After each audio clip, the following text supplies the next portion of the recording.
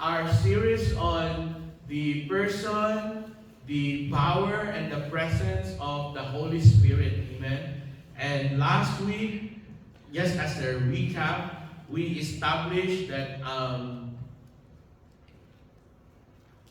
you and I should not really run our lives or live our lives rather on a reserve, And we gave an example. For example, for those of us who drive, many of us would, when the fuel is about to be empty, the modern cars these days will give you a warning. Said there's like my car, it would flash. Hey, you need to fill up, you need to fill up, you need to fill up. So depending on what kind of driver you are, sometimes I can do 2 more days, but some people, some drivers, when they see the flash, the light is flashing, they would go straight away to the petrol station. And similarly, we have established many of us believers, we live our lives, as far as the dependence on the Holy Spirit is, we live our lives on reserve, In other words, we don't fill it up. And we said that similarly, if we keep ignoring the warning of the cars, soon enough, the engine will die or the car will stop, isn't it? In other words, you cannot use the car anymore. It's the same with us.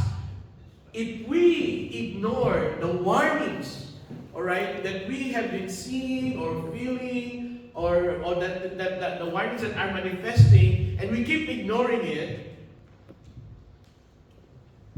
and we ignore the Holy Spirit, one of these days, you and I will also die spiritually. We'll also die spiritually, and that's what we are saying. Last week we established that you and I must live our lives completely and continuously depending on the power of the Holy Spirit or the infilling of the Holy Spirit. And we also said, we established why we need to be filled or to be always relying on the power on the infilling of the Holy Spirit. We said one of the reasons because the Spirit is the Holy Spirit that makes us, or that gives us the new creation being in ourselves.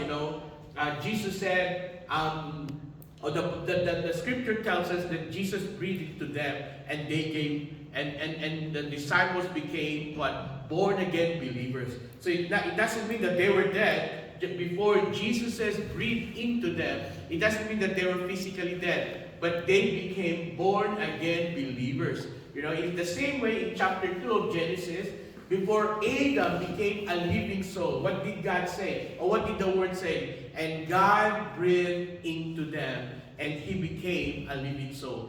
And in the book of John, just before the book of Acts, the Bible tells us that Jesus breathed into them. The Holy Spirit breathed into them. And they became born again believers. They became renewed. They became a spirit-filled, so to speak, or spirit-filled believers. All right? And one of the reasons why we need to be filled, we also established last week, was that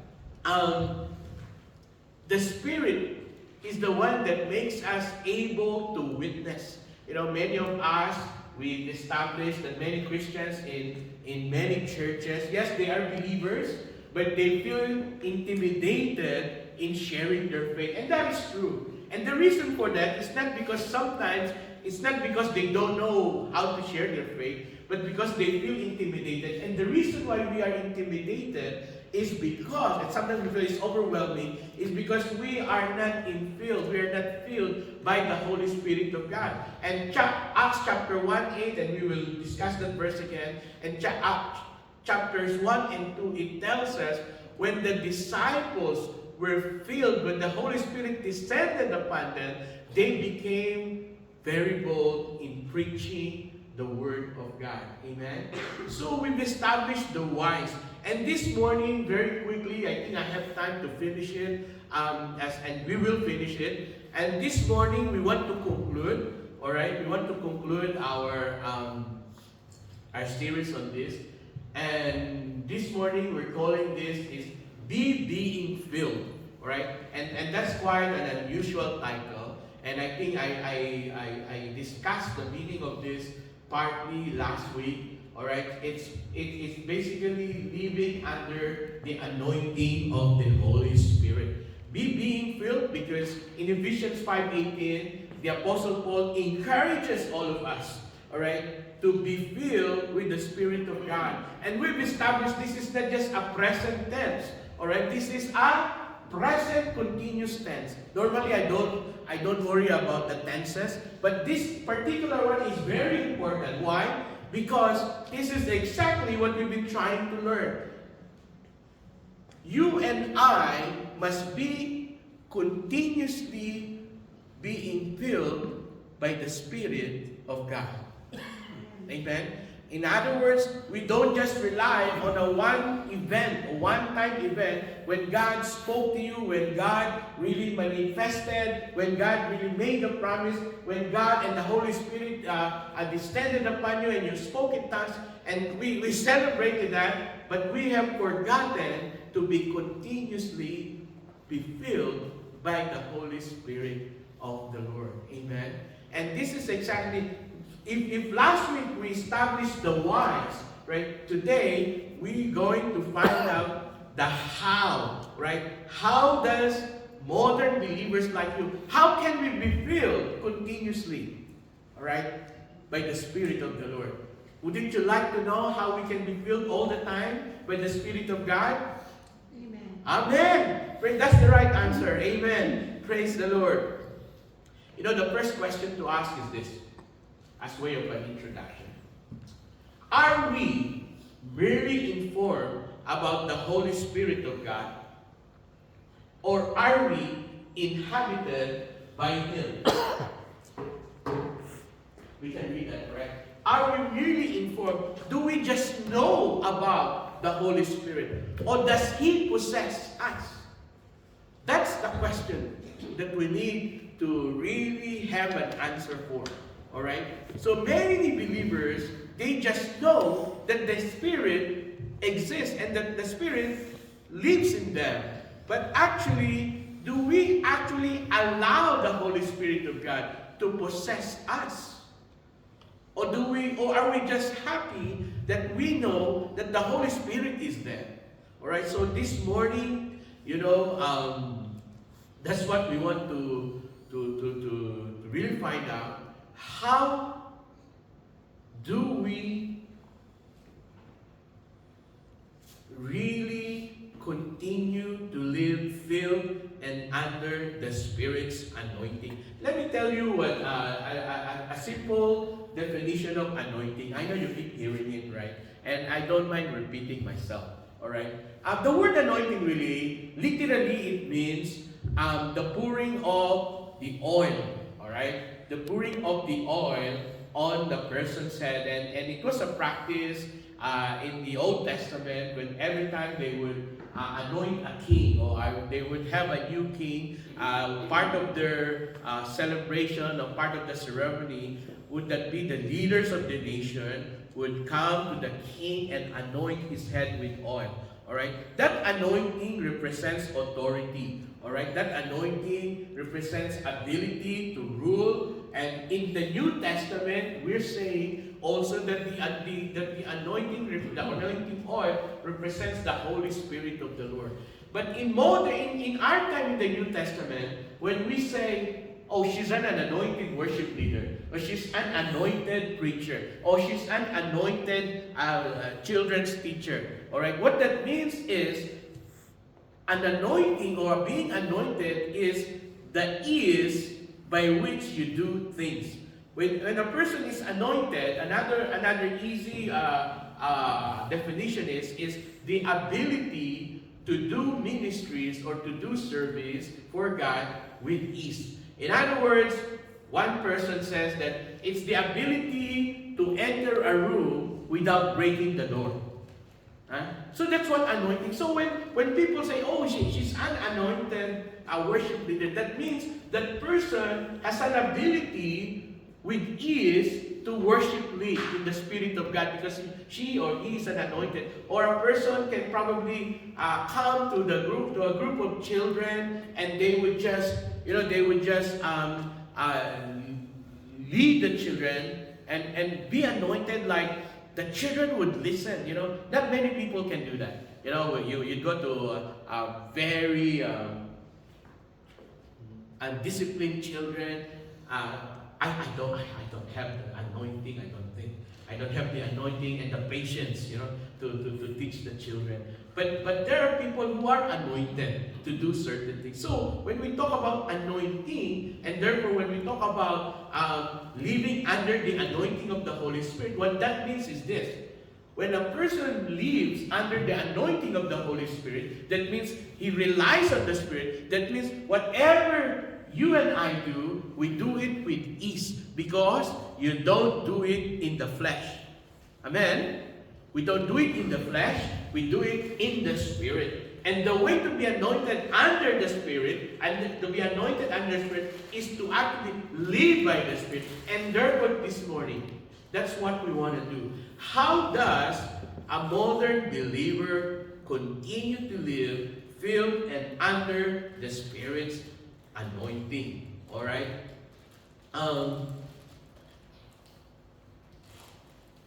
As part of my introduction here, many of us, we like to see revival happen. I mean, who doesn't? We affirm and we believe in the theology of the Spirit. We believe in the theology that is biblical, to believe in the Spirit. But this is the thing. Are we yielded? Are we yielded to the Spirit?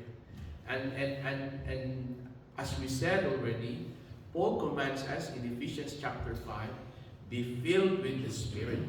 Be being filled. That's the literal meaning. When it says be filled, the literal meaning is not just be filled and be happy and be content. Be being filled. That's what present continuous means. Be being filled. In other words, let us aim, let us pray, let us learn how to be being filled by the Spirit of the Lord. Amen.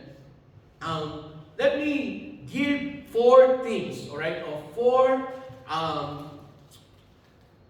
4 suggestions, all right. Of course, there are many, many ways how we could continue to live filled and under the Spirit's anointing. Number 1, you and I must be yielded completely to the Lordship of Jesus. Hey, we had a wonderful Bible study on Friday, and this particular point here, right, is very important, all right. And of course, our scriptural basis is found in Romans chapter 12 and verse 2. But I shorten this. This is what it says: I beseech you, therefore, I urge you, I appeal to you, brethren, all right, by the mercies of God, that you present your bodies a living sacrifice, wholly acceptable to God, which is your reasonable service. I've just been reminded, we haven't prayed. I haven't prayed for my sermon. Father God, in the name of Jesus, as we share your word, we pray, that you open the hearts of our understanding, so that the word, when it is spoken to us, we would be prepared and ready to receive and be transformed by the power of your word. Amen. Lord, transform your people today. And Lord, we pray in the name of Jesus that from today, we will not just learn, but we will be yielded to your Spirit, so that we could live our lives filled and under the anointing of the Holy Spirit. In Jesus' name. Amen and amen and amen. Praise you, Jesus.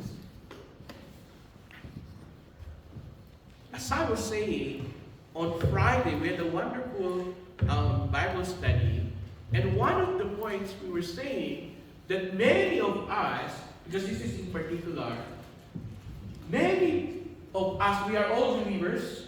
Many people come to church, and yes, we are all believers.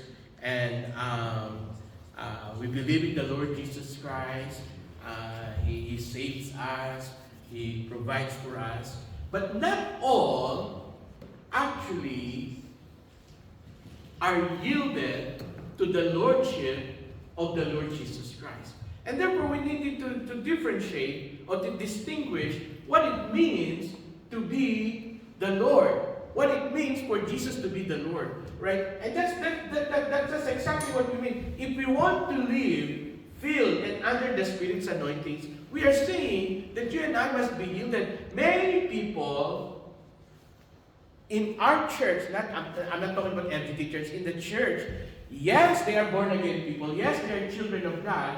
But Jesus is not their master. You know what the Lord means is master. Amen? You know, lordship in master. In other words, church, you and I have a relationship that is master and servant. The opposite of master is servant. I mean, do we all agree on this? All right? Master and servant. It doesn't mean when you say Lord is that you are a friend of Jesus. Of course, we are Jesus' friends. But when it comes to His lordship, it's important that you know that He is the master. That you are not, He's just a pal. That Jesus is not just your pal. That your best friend. Okay? He's also your master and Lord. And we were discussing on Sunday or on Friday, many people in the church, they only see Jesus as their Savior. Yes, of course, you are saved. You're going to heaven because you made a confession, you repented of your sins, all right? But Jesus was not actually your master. He is just your. That's why many people are sick, even believers, not because for any reason, but sometimes they don't believe that Jesus is also their physician. Many people who are still in need because they don't see Jesus as the provider. Hello? They only see Jesus as the Savior. But church, let me submit this to you. We are also being asked to see and to live our lives that Jesus is also our master. A master that means, the master, I was saying on Friday, the master doesn't just encourage you. If we are to really be strict in the definition, a master does not encourage his servants, all right, or his thing. He gives instructions. Hello? The master gives instructions to his servants. Say praise the Lord. Now, do we all agree on this? That the master and servant relationship, the master gives commands. Correct? Yes. He doesn't teach, as far as master and servants is concerned, he doesn't teach, can we stop phone please? Children, can you stop your phone please? Stop the telephone while we are preaching. I have said this many times. Let's give respect to the presence of the Lord. Amen? I don't want to embarrass you, but we have said it many times. Let us give reverence to the presence of the Lord. Amen? In other words, church, when we come to our relationship between master and savior, between master and servant, Jesus gives a command. And this is exactly what we mean. If we want to live filled and under the Spirit's anointing, you and I must yield completely to the Lordship of Jesus Christ. Amen? Repentance, in my notes, I want to read it, is not just we regret about our sins. It's a transfer of allegiance to the Lord. It is dethroning ourselves and enthroning Jesus. In other words, if we aim to follow instructions, that means Jesus is our Lord. He is not just our Savior. He is not just our provider. He is also our Lord. Then Peter said to them, repent and let every one of you be baptized in the name of Jesus for the remission of sin, and you shall receive the gift of the Holy Spirit. Alright? In other words, there must be a repentance. There must be a submission of the will. And then, people, we are told, they were filled by the Holy Spirit of the Lord. Many of us, I think I put it here. It's like this. The Spirit feels surrendered space. You know, if the Spirit of God resides in us, the Spirit will fill whatever space we give to the Lord. Say, praise the Lord. The Spirit is not just a tenant renting a spare room in your life, in our lives. Amen. It's not just a tenant. And many people, many of us, we treat the Holy Spirit as just a tenant. You know,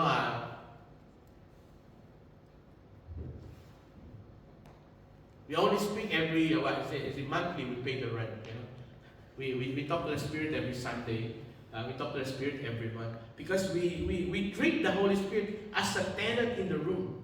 You know, as a tenant in the room. Right? But the Holy Spirit is not a tenant. And the Spirit of God will fill whatever surrendered space that we give to Jesus. Romans 12 tells us this. Offer your bodies as a living sacrifice.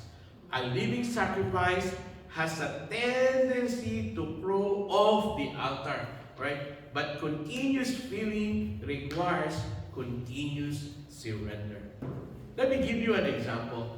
Can you imagine a beautiful house full of windows, all right? Full of windows, all right? And the sun is shining outside. It's a beautiful day, all right? But in that big house, all the windows are shut. Now let's ask ourselves, will the sun be able to flood into any of the rooms if all the windows are shut? No, of course not. You know, it's the same. Many of us, all right, we want the Holy Spirit power, but certain rooms in our lives remain locked. All right? There is this vision. Are you guys going? Go. You go. They have a special event today. All right. You go. Okay. All the best, huh? Thank you for trying to come. And they were not supposed to come. But I bullied them that way. See, many of us, it's just like the big house, but we shut all the doors and the window. And therefore, when we want to enjoy the sun cannot penetrate the house because all the things are locked. It's the same with many believers. We want the power of the Spirit of the Lord, but many rooms in our lives, they remain locked. We still have our fleshly ambition, we still have resentment, we still have pride, we still have all these hidden compromises that we commit. And therefore, the Spirit cannot penetrate, into our lives. Remember the glass analogy, broken glass, the cracked glass, and the upside down glass. If our lives is upside down, in other words, we're closed, we're not open to the Lord. The Spirit cannot fill you and me. And therefore, we need to ask this. Is Jesus the master of our house? How many of you believe that this is not just a house, but it's also a temple? Amen? The Bible tells us that we are the temple of the Holy Spirit of the Lord. Amen? In a way, this is God's house. Is Jesus the master of our house? Is He the Lord? We have to ask honestly, is there any area where Jesus is not getting? And we are all guilty of this. There are many aspects of our lives that are not yielded to Jesus. In other words, Jesus is not Lord over our finances. Jesus is not Lord over our emotions. Jesus is not Lord over material possessions. Jesus is not Lord over many things in our lives. And this is the issue. The Spirit fills only yielded vessels. Say, praise the Lord. So number one, in order for you and me to be filled by the Holy Spirit continuously and live under the anointing or the power, the ability of the Holy Spirit, is we must be yielded first and foremost to the Lordship of Jesus Christ. Say, praise the Lord. Number 2, you and I must immerse ourselves in the pages of the Scriptures. There is no shortcut. And we, including me, we are all guilty of this. We don't have any more excuses. It's so amazing how much technology God has given us. We have the AI, we have the computers, we have all the technologies in our fingertips. It's so I don't buy books anymore actually. I go internet, I go, of course when I really like it, I will still order. But actually, because I've got plenty of books, but the knowledge that is available to all of us, you and I have no more excuse to learn of the Scriptures. You and I must immerse ourselves in the pages of the Scriptures. Colossians 3, let the word of Christ dwell in us richly.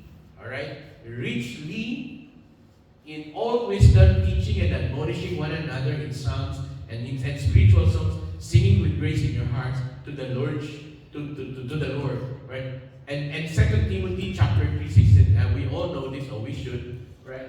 Say all Scripture, so that man of God and women of God may be complete. All right. The other translation says may be perfect, but actually what that means is may be mature. Amen. So what that means really is to be mature.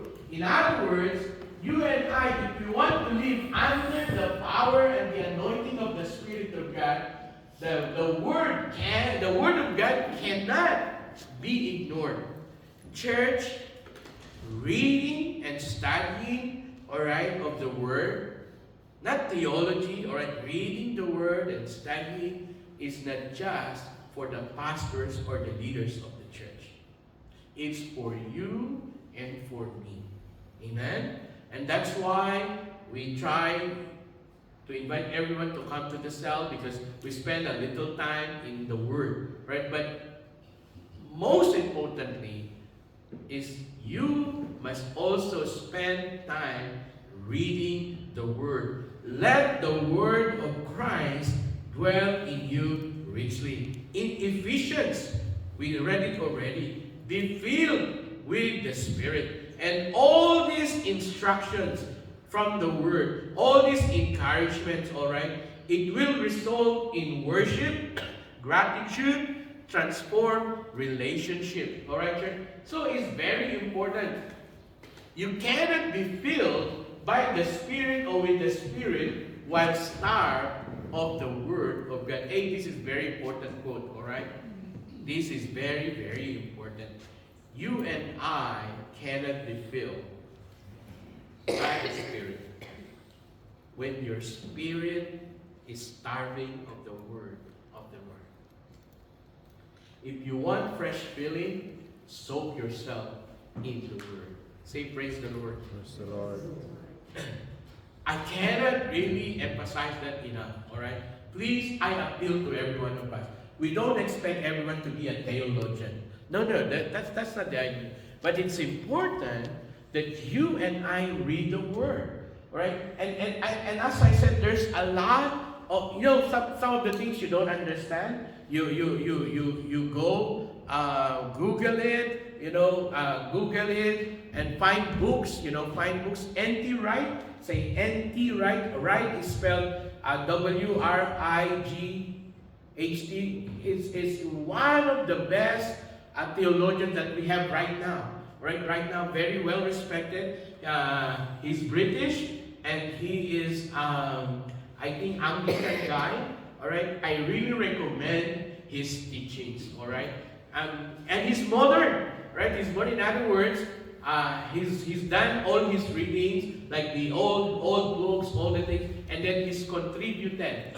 He's contributed to theology also. So in other words, if you want to really learn, ask and inquire about N.T. Wright books in all the subjects, or in all the subjects. this guy is legit, all right? This guy is legit, and he's a modern theologian, right? He doesn't compromise, all right? But I really want to emphasize this, that you and I must immerse ourselves in the pages of the scriptures, all right? And I said, we already said this, if we want the fresh feeling of the Holy Spirit, we need to soak ourselves in the Word. Ain't no need to feel guilty about what you did or what you didn't do in the past. We can start now. Say amen. Amen. Amen. Amen. And be filled in the Spirit, but soak yourself in the Word of the Lord. Amen. Number 3, I said that very quick. Right, number 1, this is so powerful.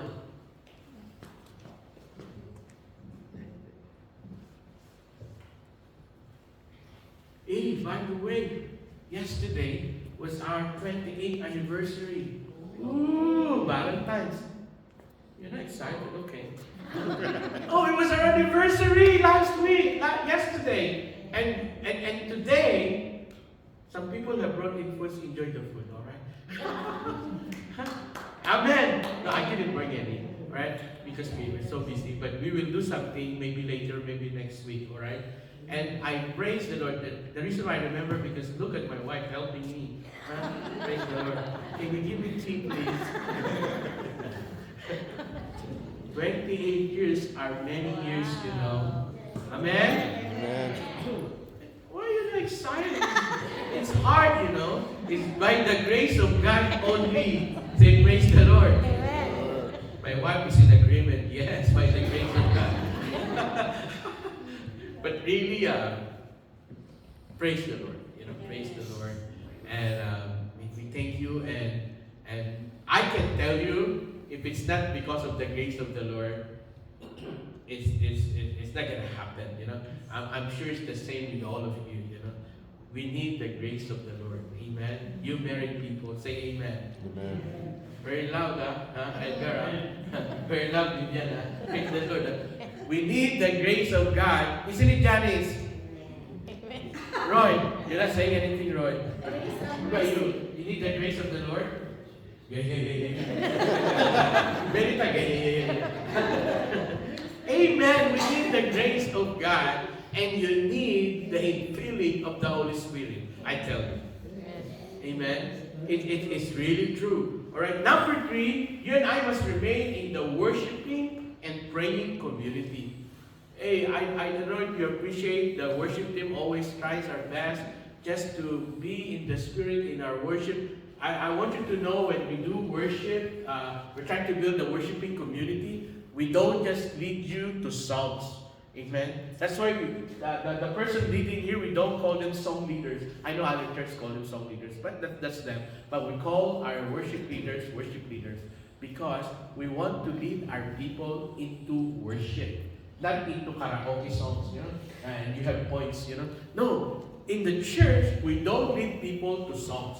We lead people to worship. That's why we're called worship leaders. Amen. Because we are trying to get to the presence of the Lord through our praise and worship.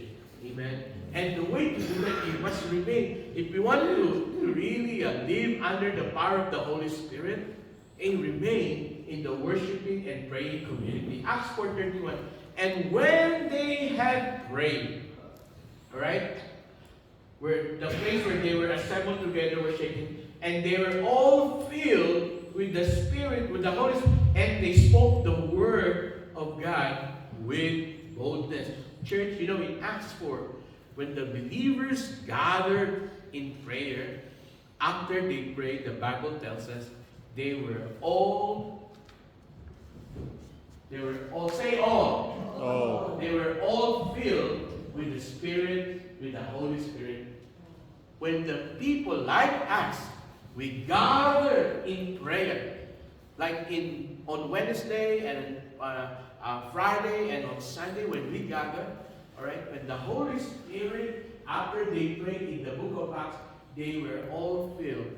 If you want to be filled with the Holy Spirit of the Lord, continue remaining in the worshiping and praying community. That's the key, church. That's the key. I can never do it. I can never do it. I really can never do it. You know, I was sharing on Friday. I got time. It'll be very quick. I was sharing on Friday. Did you know since 2003, I've been preaching twice every Sunday. That's 22 years. 22 years. I tell you, I could not have done it without the grace and the empowerment of the Holy Spirit of the Lord. Amen? Amen. You know, I heard preachers, I have many friends, they get tired, you know, and they just preach. I'm not comparing. I am not comparing. And I also wish I could do that also. You know, that's why sometimes I don't go, but we do evangelism here. At the moment, we're not doing evangelism, but we're praying for evangelism. All I'm saying is this. Without the power, the enabling of the Holy Spirit, without your prayer, without our prayer, many things I cannot do, which I have already done. Amen? I tell you, it's very physically tiring also. I was sharing on Friday, for those of you who do not know, like today, I'm going to Sitnam. On my way back, I will stop at a petrol station to have power nap. Because I noticed recently, I think I'm getting old. You know, I noticed recently, I was falling asleep driving on the way home. You know, so what I do now, I will stop at the petrol station halfway, and then I will sleep for 15 minutes. You know, I will sleep for 15 minutes because recently that's why I'm feeling. You know, I get tired because as you know, we come here 8:30, 9 o'clock, and then I finish at 8. When it's Pearly time is 9:30 sometimes and 10. All right, listen. By the way, talking about Pearly, we have changed the schedule in Pearly from next month. All right, from next month we will no longer start at 5 o'clock. We will now start at 3 to 6. All right, so that you know. All right, so that you know. So church, when you and I gather in prayer, the Bible tells us all of us will be filled. The Spirit is given to create new community, new humanity amongst us, all right? It's a Spirit-filled community that reflects our Jesus to the rest of the world. You know, it's very important that we gather together. You know, who likes camping? I love camping, all right? Do they know camping? Huh? Some people, do they know camping? Some people. Camping. Oh, camping. Sorry. What did you say? Kambing. Kambing.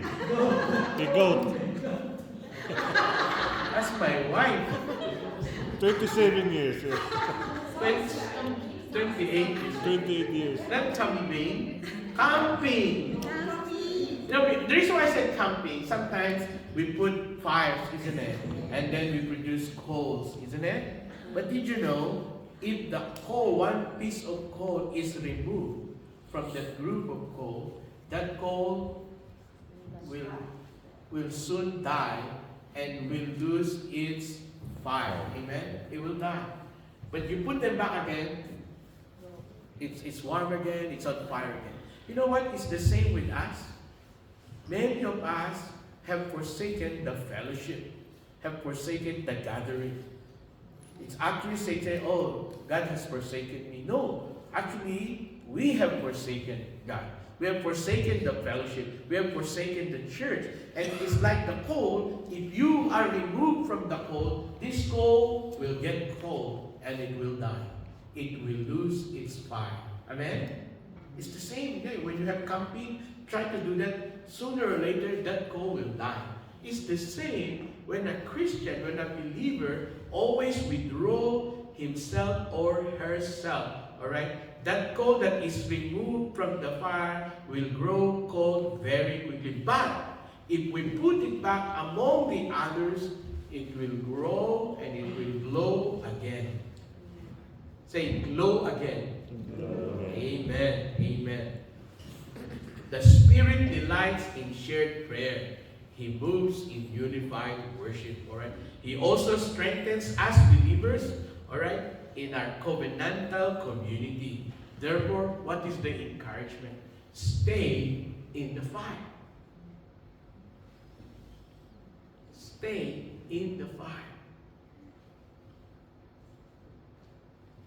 Lastly, say lastly. So number one, what's the first one? Yield to the Lordship of Jesus. Spend time in the pages of the Scriptures. Remain in worship and in prayer. This is how we get anointing. This is how we get Spirit-filled. We get to be a Spirit-filled believer. And lastly, you and I must step out. Say step out. Step out. Don't just come here because you are now Spirit-filled. You are now empowered. We are now empowered. Amen? Because of the Spirit of God. You know, can I just say this? Step out in obedient mission. It doesn't mean that you go on the streets and do that and all that. Step out. You go to your colleagues. You go to your students, fellow students, and share. Hey, you know, we had a wonderful message today. It's about being filled in the Holy Spirit.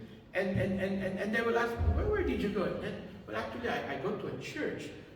Then you start talking. That's what sharing your faith means.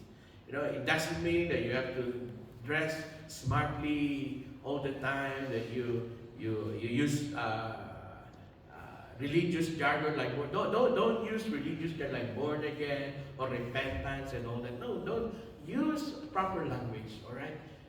Because you and I, you don't just need to speak, they need to relate to you, okay? And that's what we do. And when you are filled with the Spirit of God, this is what we are saying. Acts 1:8. But you shall receive power when the Holy Spirit has come upon you, and you shall be witnesses to me. All right? Acts 1:8. But also, the Spirit in the day of Pentecost is the Spirit was given for mission. Did you know that? Acts 1 and Acts 2, the Holy Spirit descended upon the disciples in the forms of fire, or actually in the forms of tongues of fire, to signify that their boldness would actually come when they preach and share the Word of God. They will be on fire. They will be like hot for Jesus. Jesus said, you will receive. In Acts, the feeling is consistently connected with bold witness. The Spirit empowers obedience and already in motion, right? If you really read the book of Acts, the book of Acts actually is the book of the Holy Spirit, you know. But it's full of actions, you know, it's full of actions. And when the Spirit comes upon them, it's normally after they share or make witness to other people. You know, and that's an evidence that the Holy Spirit was upon them. That the Holy Spirit actually gave them newness of life. That's what we said also. Alright? Many believers, you know, in our time, Lord, fill me. But actually in the book of Acts, the power comes as they speak. The power comes as they serve. The power comes as they forgive. The power comes as they proclaim Christ. They don't just, Lord, please fill me, Lord. No, you and I must do something because you and I have been empowered by the Spirit of God already. Amen? And today we're going to pray. We're going to pray as I end. All right, as I end. We're going to pray this morning. We're going to pray to be filled by the power of the Spirit of God. Amen? And I want you to really raise your hands, open your hearts, and say to God, this morning, we're not going to do any tricks or anything like that. I just want you to be open to the Holy Spirit of the Lord. Amen? I don't even want you to come if you don't want to come to the front. But I want to pray for all of us to be filled by the power of the Spirit of God. As I said, in the book of Acts, the power comes as they speak. as they do something, as they serve, as they forgive, the power comes. The power did not come when they were sitting in the church doing nothing. The power came as they speak, as they serve, as they forgive. You know, the illustration that I have here is like this. You know, our muscles, I think the nurses will know this, our muscle grows when we use our muscles. Amen? Look at your bodies. Do you have muscles? That means you don't do anything, you know. Like me, look, I do have muscles, very small. But actually, it's true scientifically, when we use the muscles grow. But without the exercise, it remains small. It's the same. The anointing flows along the pathway of obedience. Hello? Number 4, if you and I need to be filled by the Spirit of God, we need to be yielded and we need to step out in obedient mission. Fresh feeling will come. Alright? So, as I conclude, as we end, Bart, can we have some? Are we available? Are you willing to avail yourselves in the power, in the person, and in the presence of the Holy Spirit of the Lord? We've covered 4 weeks of teachings on the Holy Spirit of the Lord. The infilling, the indwelling, and the empowerment. Are we available? He will not appoint or anoint partial obedience. Let's all stand up, church. Let's all stand up. If we long for personal renewal, if we long for personal boldness, if we long for holiness and power, it will never come because you and I think we have a secret formula or a strategy. It only comes through deeper surrender. Church, there's no secret. If you haven't treated the Holy Spirit in the way that we have been learning these past few weeks, change. Treat the Holy Spirit, treat the person and the power of the Holy Spirit differently. He's a person. He can empower you and me. Be being filled continually, daily, moment by moment. And there is no trick. You just have to be open to the Holy Spirit of God. You just need to open yourselves to the Spirit of God. Again, it doesn't come through better planning, through better strategy. It comes through deeper surrender. Open every room of your life. Lay down every idol. Step into obedience. And let us pray, Lord, stretch out your hand and fill me again. Let's be yielded, available, and be on fire. The Spirit of God is not absent. He is waiting for surrendered vessels. Hey, church, if you want to be filled by the Holy Spirit of God, I want you to be open. Can I ask you, people in the scriptures, they raise their hands. It's a sign of surrender. Can you raise your hands? Just, not a surrender to me, all right? Don't be ashamed. Surrendering to the Lord, amen. And I just want to say a prayer. This is no magic, church. No, this is not a mystic thing or whatever. No, this is what the Bible teaches. Let us all surrender to the Lord and ask the Lord to fill us with His Holy Spirit.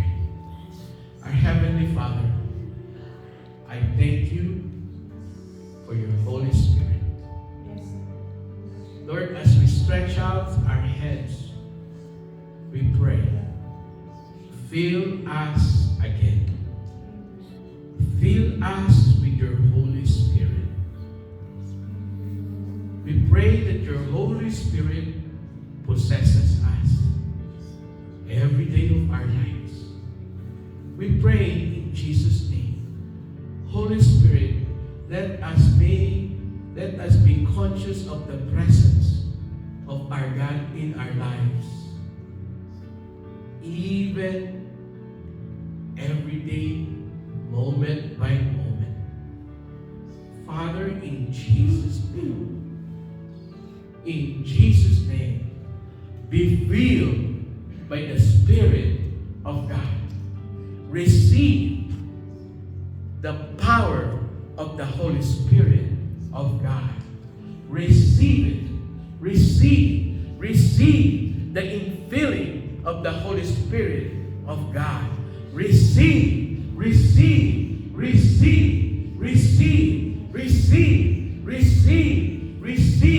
the infilling of the Holy Spirit of God. Receive.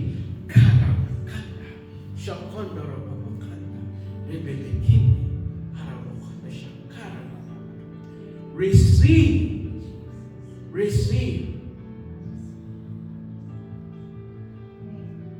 Yield yourselves. Surrender every room in your life, every aspect of our lives. Surrender it and receive the infilling of the Holy Spirit. Father God, Lord, thank you. We receive the infilling of your Holy Spirit. I receive it, Lord. I receive your refreshing, Lord God. I receive your empowering, Father, in the name of Jesus. We receive it, Lord. Can you say it with me? I receive it, Lord. I receive it, Lord. I thank you, Lord, for filling me with the things of God. I thank you, Lord, for filling me with your Holy Spirit. Amen. Amen. Palakpakan po natin ang Panginoon. Be filled from now on. Be filled by the Spirit of the Lord. Amen. Amen and amen. Let's close the meeting. Thank you, Jesus. Oh, I'm so blessed for these last 4 weeks. Praise the Lord. Our Heavenly Father, we give glory to you. We give you honor. We give you our everything. Holy Spirit, you are our teacher. We yield unto you. In submission and in obedience to the word, we pray, fill us afresh. Fill us with your Holy Spirit. In the name of Jesus. Father God, Lord, I pray that from now on, we will see changes in the lives of every person in this room. Holy Spirit, remind us of the things that we need to do. In Jesus' name. Together we declare that the love of our God the Father, the grace of our Lord Jesus Christ, and the sweet fellowship of the Holy Spirit be with us all, now and forevermore. And all the people of God